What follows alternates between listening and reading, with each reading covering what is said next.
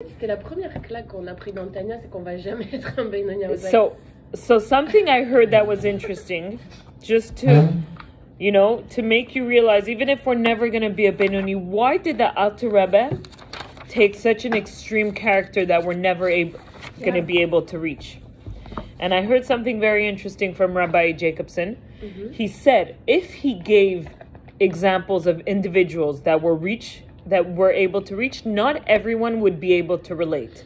So what he did, he wrote a book that everyone could relate to. So instead, he took a character that's very extreme, that's very high, that's very remote, and we're able to work up slowly to that character, to even if we're not going to reach that exact character where everyone, it includes everyone basically. Okay. I heard a story that's very interesting. There was a big chassid who was called Rabbi Itcha Nemenov, and he was known, everyone, first of all, he saw the Rebbe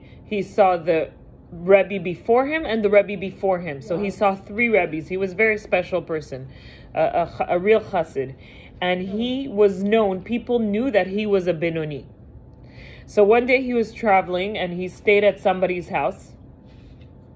And a little boy had to give up his room so that he can sleep there, because that was, they didn't have a guest room. And this 9-year-old boy obviously is little. He doesn't have a filter. He went and he said, "Is it true you're a Benoni?" He did, you don't ask these questions usually, but he's a little boy, so he can ask it. So he said, why is it important for you to know my personal life? He answered him. But then the little boy said, because I struggle so much with my desires and my impulses and my Yetzer Hara, and I want to know how you do it. So what he answered him, he said, in 60 seconds, the next 60 seconds, are you able to control your personal desire, your impulses? He said, yes. So he said, a Benoni does this every 60 seconds. Wow. Minute after minute. Every 60 seconds, every minute. And when I heard this, I remembered something that when I exercise, it's very hard for me to exercise. Sometimes it's easier. Sometimes I'm more motivated, but a lot of times I want to push myself. So what I do, and it's so interesting, it's exactly related. What I do, I tell myself I'm only going to push myself for a minute. And after that minute, I'm like, if I did it a minute, then I said, after that, I'll rest. I do spinning. And then after that minute, I said, okay, I did a minute, I could do another minute, They said one more rep. Exactly. More rep. And that's exactly what the Tanya teaches you. You don't have to do everything and be the perfect person who always serves God and do all Torah and mitzvot. But those 60 seconds, are you able to be a Benoni for 60 seconds? Then you accomplished, you changed, you made a change in this world. You brought some light, some goodness into this world. You were able to reduce the strength of Klipa and strengthen the strength of Kedusha. So I thought that was interesting to start off. Les alcooliques anonymes, ils leur disent un jour à la fois. Un jour. Ne prends pas d'alcool pour un jour. It's very hard to think. So one day at a time, now it's 60 seconds. 60 seconds, every 60 seconds. If for 60 seconds you're able to control your impulses, and I right now I'm currently on a diet, and believe me, I face it all the time. I'm baking because my kids want to bake, and I do not take the baked goods. You don't know how hard it is. Like for me, I prefer not to bake. What? I'm not saying I don't always win it, but when I see results, I'm like being very strict. So that's exactly what it is. This is how I can relate to the Tanya. So even if I can't do it every 60 seconds, but for 60 seconds, I'm able to do Torah and mitzvot. That is bringing me closer. That's for Hashem, and for the Tanya, the effort counts. For sure, the effort is a huge part. Yes. Very good question. Okay. So we're going to conclude chapter 50, which is the conclusion of 41 to 50. Chapter 41 to 50 was talking about emotions. The emotion of fear and love. How to meditate and have fear for Hashem, and how to meditate and how to have love for Hashem. And even more so, the Tanya after came and told us that some love, we have it, it's part of us. It's just we have to dig in. And if we don't express that love, we are denying a part of ourselves. It's like we're not expressing a part of ourselves. So it's important. Of course, it's very hard to love God. For me, it's a very hard thing to love God. Yes, I say I love God, but for me to love a human is much more easier. Like even, Wow, incredible. even to say, I'll be even more personal. When my father passed away, I was very close to my father. For me, it's very hard to have a relationship with him. Of course, I know he's there, he's watching me, but I'm a very physical person. I need to talk to the person, I need to see the person, I need to feel, hug. Wow. And so for me, it kind of forced me out of that comfort zone of where I'm very physical. I need to see, like, even to have relationship with people, I need to talk to them. If I don't talk to someone, like, I lose touch. If I don't see someone, I lose touch, unfortunately. Like, but over here in the Tanya, it teaches you how to have a relationship with God that you can't see, but in a very physical way. In a very physical way. God's will is Torah and mitzvot. Every time we do a mitzvah, we are hugging God. Every time we are saying the words of Torah, we are kissing God. So we're actually having physical, we don't feel it, but we're having a physical, close relationship with God. And we have it by not expressing it, we're denying a part of us. Oh, my sister just said she wants to log in. Okay, let me send it to her. No, Chaya, I'm actually impressed. Oh my God, what's the beautiful news of these two hostages rescued? Such good news. It made me, I think that's why I'm like super happy today. Very happy too. Not just happy. Hopeful. Yes, hopeful that they're alive. Exactly. I thought I didn't think they were alive. A lot of them died, but Control. See, I don't know how to copy it. Je t'aurais bien aidé, mais mon WhatsApp il ouvre No, it's okay. I'm doing it. Control. Oh, that's why you didn't answer. Okay. Sorry, I don't want to lose track where I am. So again, we're talking about love of Hashem. So the last chapter that we learned, chapter 49, we learned that there's a reciprocal love. Hashem chose us. He chose us and he loves us. When someone loves you, automatically you're going to love them back. That's how it works. So the fact that Hashem loves us, it's automatic that we're going to love him back. And that reciprocal love should be, what should we, sorry, let me just rethink what I wanted to say. We should be able to realize that Hashem, we should also understand what happened when Hashem created the world. Did Hashem express himself and give himself? He removed himself. Yeah, tzimtzum, exactly. He removed himself in order for us to exist. So this love, if we don't feel it, we should just think of what Hashem, how he went out of his way. Everyone wants to express himself. Everyone wants to be there. So we can imagine a God that has so much to give, wants to express himself, but instead he removed himself in order for us to exist. So we can experience life, so we can choose to connect to God or not. And just this thought should give us an immense love towards God in our thoughts. Now the chapter 50 talks about a love that's very rare, that's very different. He talks about a love that comes from the side of Gvura. So there's Chesed. On one side, there's Gvura. Chesed is a love that represents giving, connecting, overtaking, water. Think of water rushing and gushing, and water connects, right? When you, I don't know, someone gave this example, but when you like lick an envelope. The water connects it and sticks it. When you put water in flour, it sticks, it mixes everything together, right? Water connects. Liquids in general. Liquids, but we're talking about water here. So that's the love that comes from chesed. Over here, we're talking about a love that comes from gvura.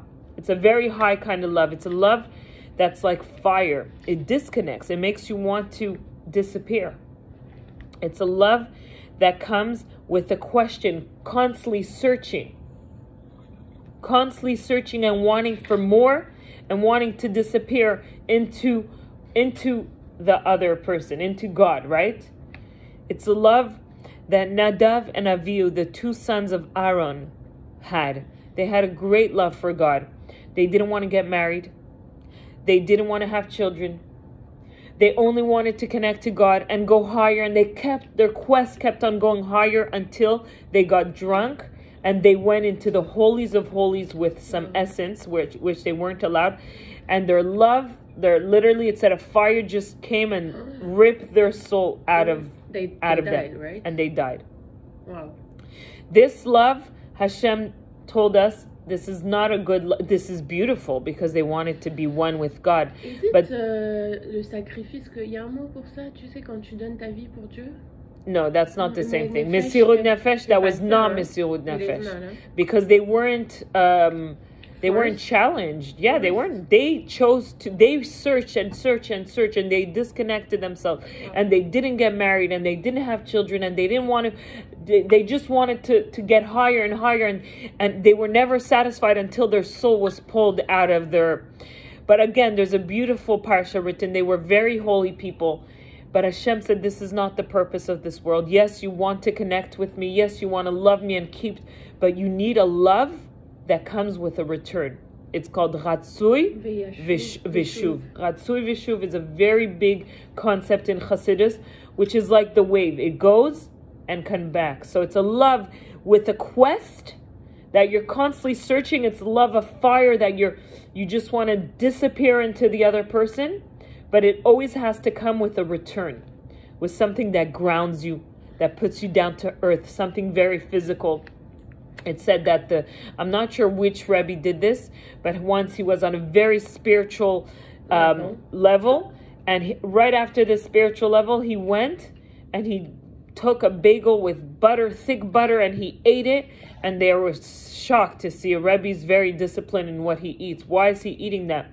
And he said, because my heart, my soul, sorry, not my heart, was so high, it was going to leave my body. I needed something to ground me, very physical. The butter represents fat and very physical, and I needed that to bring me back down.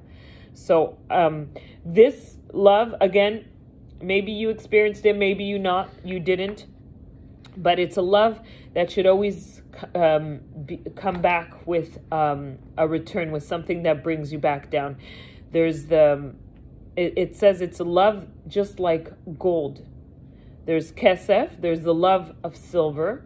Love of silver is love that gives, that's like water. And love of gold is a higher quality. It's a much higher quality. It's beautiful love.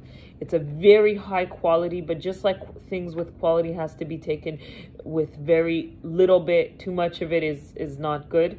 So too, this love has to be just enough to make you pull towards God, but have something that will bring it back down. And that's that can bring you back. So what can bring you back down? Something very physical. Physical mitzvot should bring you back down because it's physical. That balances those two loves. But it can be anything. There's a story. This is a very interesting story, and I'm bringing it up because it's Purim is coming up. It's a sikha that I learned in seminary back when I was in Sydney, Australia. And it was so interesting and so confusing at the same time. But I'm going to share it, and you guys will say, you'll tell me what you think. There's these two rabbis, and it's a story written in Gemara. These two rabbis, Rabbah and Rab Zera. And it was Purim. And on Purim, it says that you should get drunk, right? So they got drunk. And they got so drunk, it said that Rabbah killed Reb Zera. And the next day he woke up and he realized he was killed, so he revived him. Oh, well, and then he revived. And the next year came, and Rabbah said, wow, we had such a good time last year, let's do it again. And Reb Zera said, yes, but miracles don't always happen, so I don't want to take a risk. Now, there's so many questions on this story. What does it mean? That they got drunk to the point of killing? How dare he kills? Did he really kill him? Some people say it's not true. He didn't really kill him. So many questions on this. And the Rebbe brings a beautiful explanation. He said, actually, they got drunk, but not really drunk. They got drunk on wine a little bit, but what they got drunk on was on spirituality. They were discussing and they went deep into Kabbalah and the mystics, and they got drunk so much. Rabbah means wide. So he's able to hold a lot of spirituality. And he was able to handle all this spiritual experience. But Reb Zera means small. He wasn't able to. So with Rabbah's big level of spirituality, drunkenness and spirituality, he killed Reb Zera. What does it mean he killed? He got his soul experienced this love of fire so high, but it didn't have a return, that it left, his soul left his body. It's called kalot hanefesh. It's when your soul experiences such a high experience, such a holy experience, where it leaves the body. The soul cannot stay in the body anymore, and it leaves the body. And then Reb Zera, Rabbah, the next day, when he, I guess, came back to his senses, he brought him back to life. So the next year he wanted to do it again, because he said, this is such a beautiful, we experienced such a high level of love of God, of spirituality. But Reb Zera said, no, not this year. It was a miracle last year that I revived, but he said, no, this year I want to stay alive, because that is the purpose of the world, is not to disconnect and to leave our body, but it's to stay grounded in this world. Interesting story. Right. Again, it's to explain to us this love that's very rare, that's a high quality love, a golden love, a love that comes from severity, from a place that sounds opposite to love, right? It doesn't sound like it's love, but it's a place where you just, what does fire do, right? Water connects, I said. Fire makes things disappear. It destroys, exactly. So this love kind of destroys you, makes you want to disappear, makes you want to disconnect and want to just disappear into infinity, into God. So it means not to go too far into connecting with God. That's the conclusion? So the conclusion, what is the conclusion? There's beautiful, and this I'm going to read it inside. I just want to find it inside chapter 15. There's a pasuk, Azai zot yeshiv elibo ma'amar razal ki al korchacha atachai. One must take to heart that the teaching of our sages of blessed memory, despite yourself, you must live. Despite your craving for expiry of klot hanefesh, you must nevertheless remain alive. Our soul loves God, okay? We don't feel it, but our soul loves God to the point where it wants to expire itself. But God forces us to live. Al karchacha atachai. Despite your will, against your will, you must live. And then it continues, Al karchacha atames. And against your will, you must die. That the day you die, God is going to decide. So you're forced to live and to die. And you're forced to die. How do you live with these two phrases? They're so contradicting. How are you supposed to want to live, or are you want to die? Like what attitude should you have? And this attitude, this pasuk is the conclusion of this parak. This is how the Alter Rebbe concludes this parak, and this is the perfect balance of how our relationship with this world and with God should be. Okay, for generations, philosophers have been struggling with this feeling of wanting God, of this they came to the conclusion, philosophy, right? After the world used to be very into gods, right? So many gods and so many serving of God, until the philosophers got enough of that feeling of confusion, of loving, of disconnecting, of wanting to connect. They said, just forget about God. They found the solution to that mixed feeling of wanting to connect to God and being overpowered by the feeling of God. They said, just forget about God. God doesn't exist. They removed God from your existence, and so that they don't have to deal with those feelings, those mixed feelings of wanting to connect to God and wanting to feeling overpowered by a higher purpose, a higher existence. Right? So they just removed God, right? And this is what the world is living with, a very secular world that's trying to remove that feeling of God. The Alter Rebbe brings the best and healthiest way of dealing with it. Al karchacha atachai ve'al karchacha atames is the solution. What does it tells you? So before I'm going to explain you, I'm going to say a story that's going to explain it. There's a story of a very wealthy chassid who lost all his money. And he came to the Alter Rebbe crying. He said, you know what? I lost all my money, but I'm not even upset about losing my money. I'm upset that I have so much debts to so many people. I hate owing money to people. And he's crying and complaining. And the Alter Rebbe is listening to him. And he stops and he's just crying. And the Alter Rebbe is just in his thoughts. And after he lifts his head and he said, stop thinking about your needs and start thinking of how you're needed. Stop thinking of, because it bothers you because you owe people. This situation that happened to you means it was supposed to happen. You're needed. You're needed to find something in this situation, to bring light in this situation. When he heard this, the chassid, he fainted. He got back up eventually. He went home. He paid his debts, and it said eventually he made money again, and he was able. He understood something very powerful, and this is the biggest lesson that Alter Rebbe gives us, is how to deal, right? These 41 to 50 were all about emotions. How do we deal with emotions? At the same time, we have to be in this world with our emotions, with the dirt of this world, with all the struggles in this world. It's not our choice. Al Korchach, Hashem wants us to live in this world. In this world, be very into this world, very into the materialistic, very into your emotions, your love, your fear, your hate, your jealousy. Be very in, but at the same time, stop being so attached. Know that anytime it could disappear. God could take it away. It doesn't belong to you. Instead of seeing the world from your tiny point of view, look at the world from God's point of view. He brought you into this world. He decided when you should come, and he decided when you go. Against your will, you should live. It's not your choice. He decided everything. He decided everything. Everything that happens to you. So stop holding on to those things.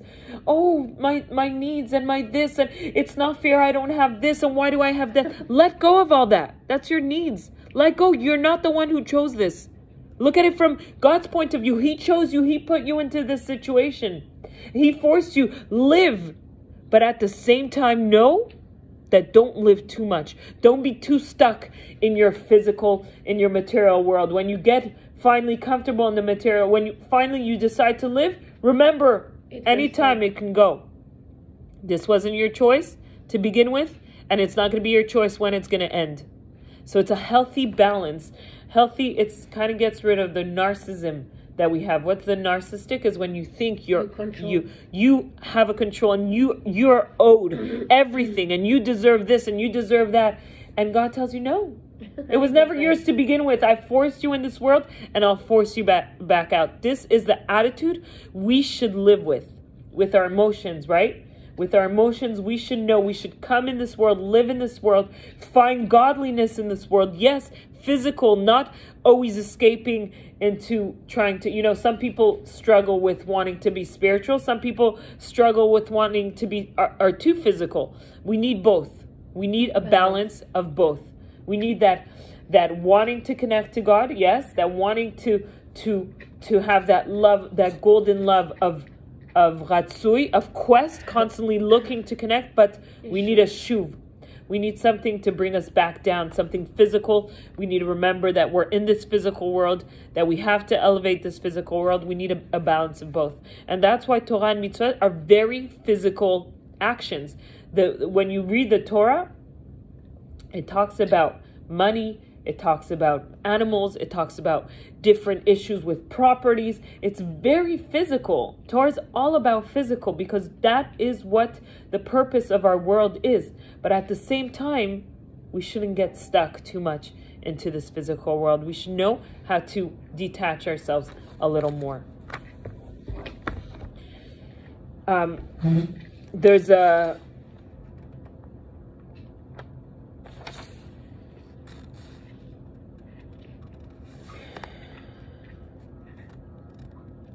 You know what? Let me think what else she must be in this one.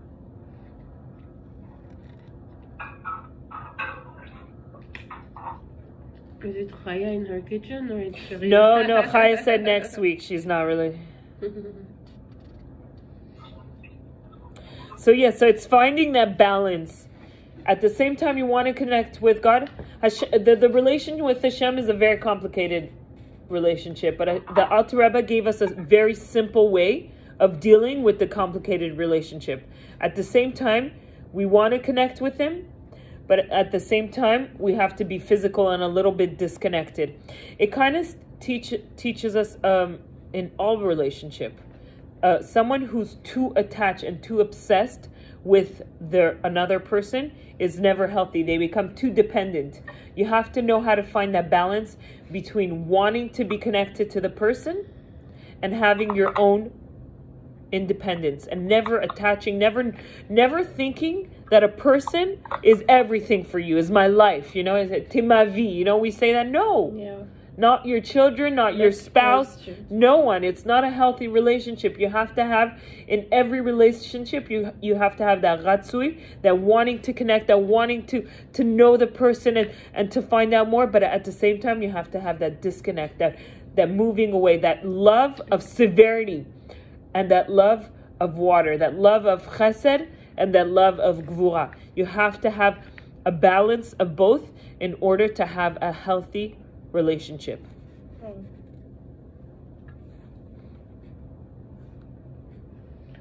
started that book. Which book? Oh, here, the date was May 2021, but before that I was writing in paper, so it's going to be more than 4 years. Yeah? Oui. Là, on est en 24. 2020, it's 3 years, it's 3 years. Mais plus j'avais commencé sur des papiers, parce que là, j'étais chapter 9. Ah ouais, 3 years, chapter 9. My mother wants to. Hi, Hannah. Hi, Mom, welcome. Hi, Mommy. So again... Sorry, I came late, I just finished. It's okay. We were just saying how ratzui v'shuv, how we need a balance in a relationship, especially our ideal. And something I want to add, really, the only real relationship we have, I know it's going to be a little harsh, is the relationship with Hashem. Everybody else's relationship is a relationship, but they'll never give you everything you need. With the relationship with Hashem, it's the dream relationship that we're always, people are always searching for something in a relationship. You'll find it with Hashem. So your first relationship in your life should be the relationship you have with Hashem. That's something I came to realize. But have you experienced it, like, that it's the best relationship? I think I came to this conclusion that it's the only, like, I've been searching for certain things, and I realized that no, it's only with Hashem. Every person is imperfect. You can't expect certain things from people, but from Hashem you could expect everything, and He wants you to expect everything. Only relationship, because, no, like, without you have relation for sure. You need relationship, but you have to start. No, you have to start in order to have proper relationships with everybody else. You have to start with having. So, what's the ideal relationship with Hashem? Is that relationship of quest, of ratzui, and then of shuv, of returning, that relationship of wanting to connect and wanting more and searching for more, but at the same time is being very physical in this world and in a way disconnecting yourself so that you don't get lost in God, in the quest for God. This is your first relationship. After, you can have healthy relationship with your spouse, with your children, but I realized that before I didn't put my relationship with Hashem first. It was there, but it wasn't first. I had the people that I interact with were first. Today I realize that no, that is the relationship ideal, and it's going to help you in every relationship, because God He wants you to have a good life. He wants you to have everything. In order for you to have that, you have to connect to Him first.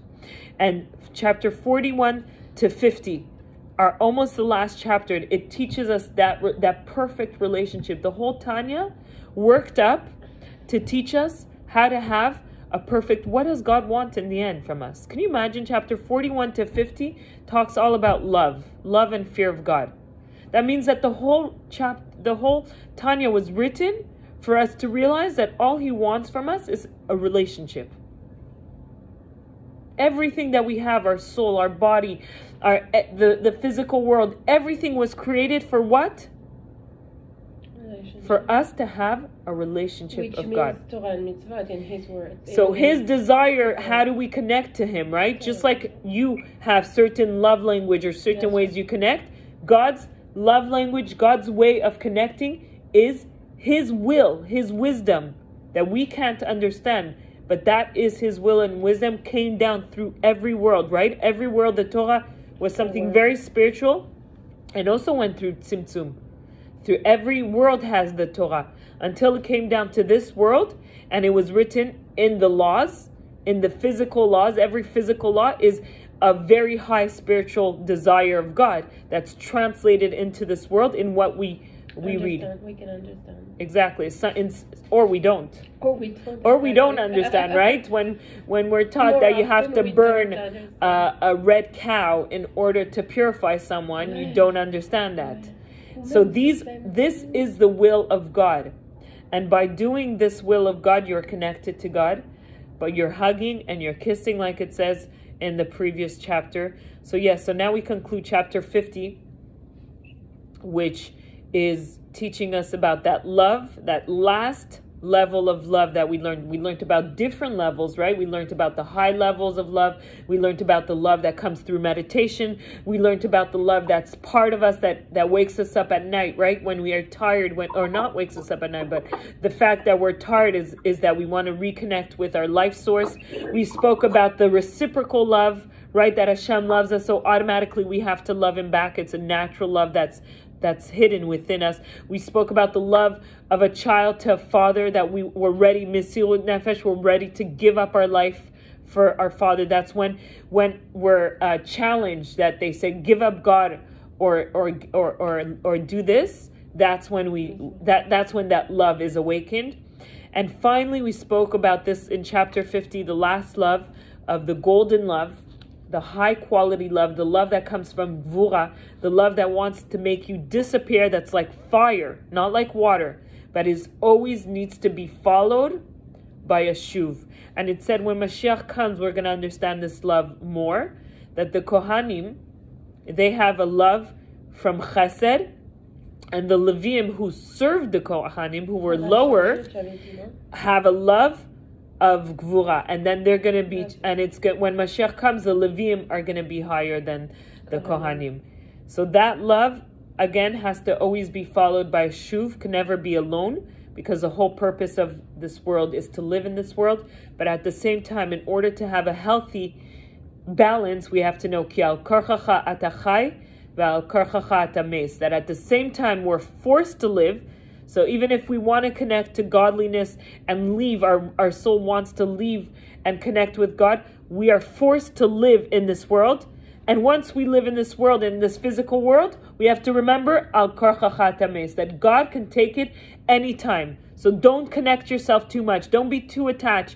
Don't be too dependent on the physical world. You have to constantly go back. You have to live with that paradox of wanting to connect to physical, being forced to connect to physical, and being forced to not attach yourself too much to physical. And this will create a healthy balance of spiritual and physical within this world. But we can connect too much to godly purpose. It's not good to connect too much, to be too obsessed. They do only that. But they constantly have. So the tzadikim are on a much different level. Ok, alors peut-être pas les tzadikim, mais genre les gens. Mais les tzadikim d'abord ils ont. Tout ça, ils ont pas un autre monde à part vraiment le monde de la Torah. No, I don't think so. What do you mean? They have a they're physical. They eat. They do. Non, je parle pas des besoins. Non, je parle de how they should disconnect about this balance you're talking about. Because for us, Benoni, it's easy to balance it. Mais comme les personnes qui sont vraiment dans le monde très très spirituel. Ils sont quand même très physiques. The eating is a very physical thing, you know. Non, ça c'est des besoins, chérie. Mais je parle. Mais on parle des besoins. They work, they go, they do business. I'm saying they're in the physical world. They're not that disconnected. They're more. They have a better balance of the spiritual and physical. But they have.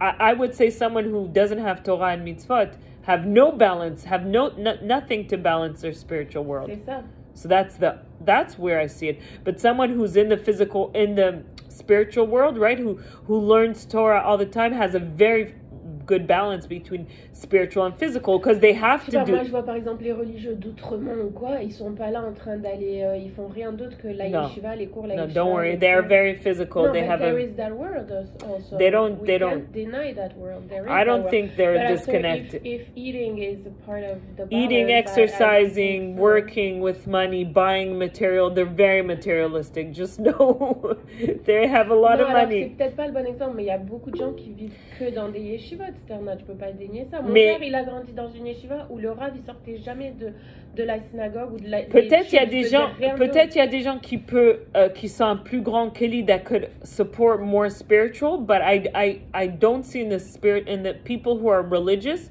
are very connected to their physical, and if they're not, it happened. I know stories of kids who learned too much Torah and they lost their mind, right, Mom? Bien sûr. Like it's. Je peux rajouter quelque chose. Yeah. C'est que effectivement, on peut avoir un conflit parce que il y a le monde physique, le monde matériel et le monde spirituel. Mais Hachem, qu'est-ce qu'il veut qu'on prend ce monde matériel et quand on se sert au service d'Hachem, au service divin. Et c'est ça tout le travail. Ça met du temps à comme tu dis, à trouver une balance, un équilibre et savoir que le monde physique n'est pas. Il cache pas la divinité. On doit dévoiler la divinité dans le monde physique. Mettre le monde physique au service d'Hachem. C'est ça tout le travail. Et au départ, c'est difficile. Les gens, ils disent, pour être spirituel, il faut se détacher du monde matériel. La Torah dit non. Il faut travailler Hachem à travers le monde. Par exemple, les tefilines, c'est quoi? C'est une paire de... C'est très physique. C'est physique. C'est du... Attends. Mais c'est la peau d'une vache. Mais on l'a élevé dans la Gdusha. On a fait de ça une paire de téphilines. Et comme ça, toutes les mitzvot. Les mitzvot, ils se font avec le monde matériel. Et c'est comme ça qu'on arrive à trouver mais ça reste religieux. En fait, mon point ici, c'est par rapport à la conclusion du chapitre. C'était que le monde de la Gvura, comment tu appelles? Non, le love coming from Gvura. Yeah, love from Gvura. Love que tu as appelé. C'était une balance entre vraiment le monde spirituel et le But I'll tell you the truth, it's not because you're religious that you're very spiritual. A lot of people don't experience that. So at least you're what? No, you're just knowledgeable. You know a lot of Torah. You know you're gonna practice, but not a lot of people. Not everyone is on a high. It's really tzaddikim. You have to be very. I don't experience spirituality all the time, and if I do, I'll do very physical things, like I'll balance myself. But I think le monde Chabad en général, c'est exceptionnel parce que c'est vrai que c'est comme. Je pense même les chassidim, tu vas voir. Le résumé qu'elle a fait mamie, de dire qu'il faut prendre le monde physique et l'élever au monde matériel, ça je suis tout à fait d'accord. Mais quand on parle de balance entre, je vois pas pourquoi Hachem il nous dirait ne vous connectez pas trop à moi. Pourquoi il nous dirait ça? Parce que après, why does he say that? Why does Hashem say don't be addictive? You know, because that's what happened to Nadav and Avihu. Tu perds la tête. They Tu they détaches. got lost into God and they didn't want to live in this world. They didn't want to get married. They didn't want to have kids. They missed the whole purpose. So you have to have that constant balance between both two. Hein? Yom Kippour, c'est le jour où vraiment on se détache du monde matériel. Ouais. Mais Hachem, il nous a demandé un seul jour. Wow. I'm going to C'est vrai, conclude hein? here the video. C'est pas